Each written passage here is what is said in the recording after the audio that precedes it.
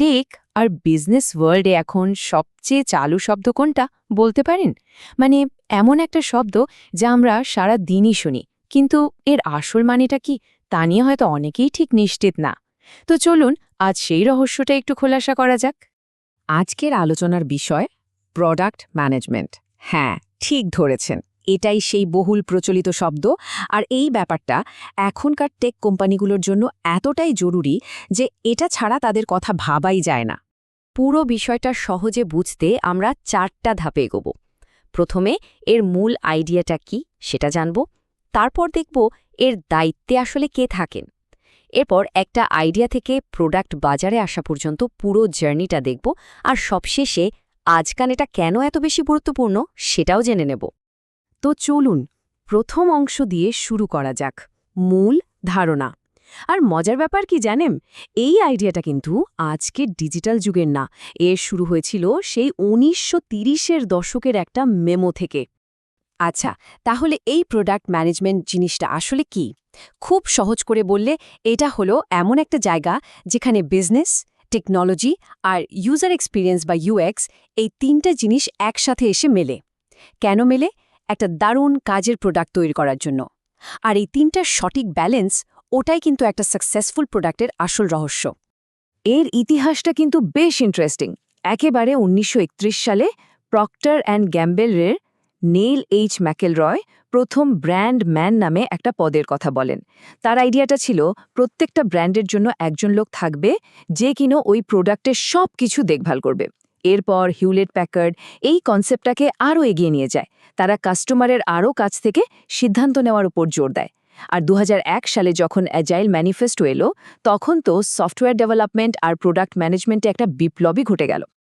এখন প্রশ্ন হলো, এই যে এত কিছু, এই সব কিছুকে একসাথে ধরে রাখি কে? চলুন আমাদের দ্বিতীয় অংশে যাওয়া যাক, যেখানে আমরা সেই বিশেষ মানুষটিকে নিয়ে কথা বলবো। প্রোডাক্ট ম্যানেজারদের প্রায়ই একটা কোম্পানির আঠা বা গ্লু বলা হয়।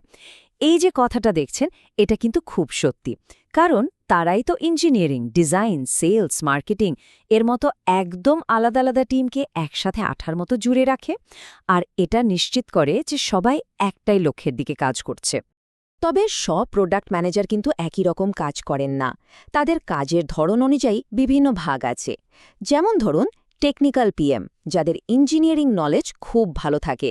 আবার আছেন গ্রোথ পিএম, যাদের মূল ফোকাস থাকে বিজনেসের গ্রোথ বাড়ানো।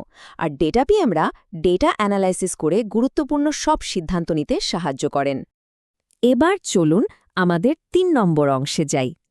আচ্ছা, একটা প্রোডাক্ট ঠিক কিভাবে একটা সাধারণ আইডিয়া থেকে সবার হাতে হাতে চলে আসে?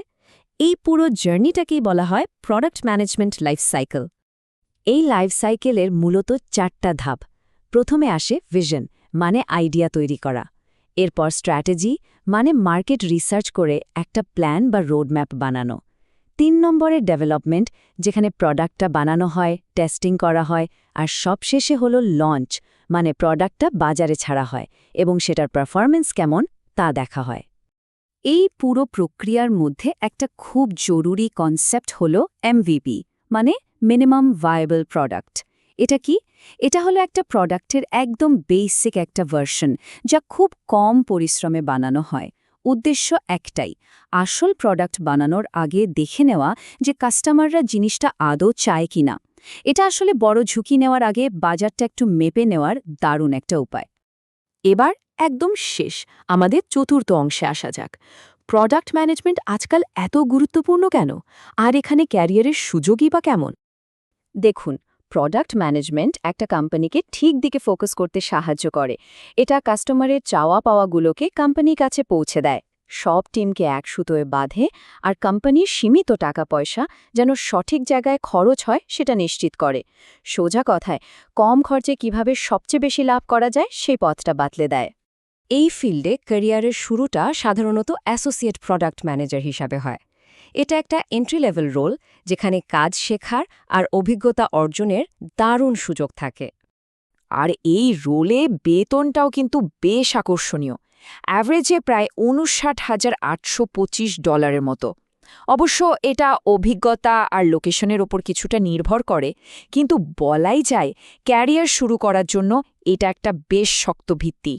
কয়েক বছরের অভিজ্ঞতার পর পরের ধাপটাই হল সিনিয়র প্রোডাক্ট ম্যানেজার। এখানে দায়িত্ব অনেক বেড়ে যায়। আরও বড় আর জটিল প্রোডাক্টের স্ট্র্যাটেজি ঠিক করার ভার তখন তাদের ওপরই থাকে। আর দায়িত্ব বাড়ার সাথে সাথে বেতনের অঙ্কটাও কিন্তু বেশ অনেকটাই বেড়ে যায়। গড়ে প্রায় $1,24,000 পর্যন্ত হতে পারে, যা এই ক্যারিয়ারকে আরও আকর্ষণীয় করে তোলে। এই ক্যারিয়ারের একদম চূড়ায় আছে চিফ প্রোডাক্ট অফিসার বা সিপিওর মতো বড় পদ। একজন সিপিও একটা কোম্পানির পুরো প্রোডাক্ট স্ট্র্যাটেজির দায়িত্বে থাকেন এবং তিনি সরাসরি সিইওকে রিপোর্ট করেন। আর এই টপ পজিশনের জন্য গড় বেস স্যালারি $2 লাখ বা তারও বেশি হতে পারে। এতেই বোঝা যায় প্রোডাক্ট ম্যানেজমেন্ট শুধু একটা গুরুত্বপূর্ণ কাজই নয়, এটা একটা দারুণ লাভজনক ক্যারিয়ারও। শেষ করার আগে একটা প্রশ্ন রেখে যাই। এই যে আমরা প্রতিদিন এত ডিভাইস, এত অ্যাপ ব্যবহার করি, এর পেছনের গল্পটা কি? একটু ভাবার বিষয়, তাই না? কিভাবে একজন প্রোডাক্ট ম্যানেজার ঠিক করেছেন যে একটা বাটনের রং কি হবে বা একটা নতুন ফিচার কিভাবে কাজ করবে, আর সেটার কারণেই আমাদের ব্যবহারের অভিজ্ঞতাটা ঠিক আজকের মতো হয়েছে। প্রতিটি ছোট ছোট সিদ্ধান্তের পেছনেই কিন্তু প্রোডাক্ট ম্যানেজমেন্ট লুকিয়ে আছে।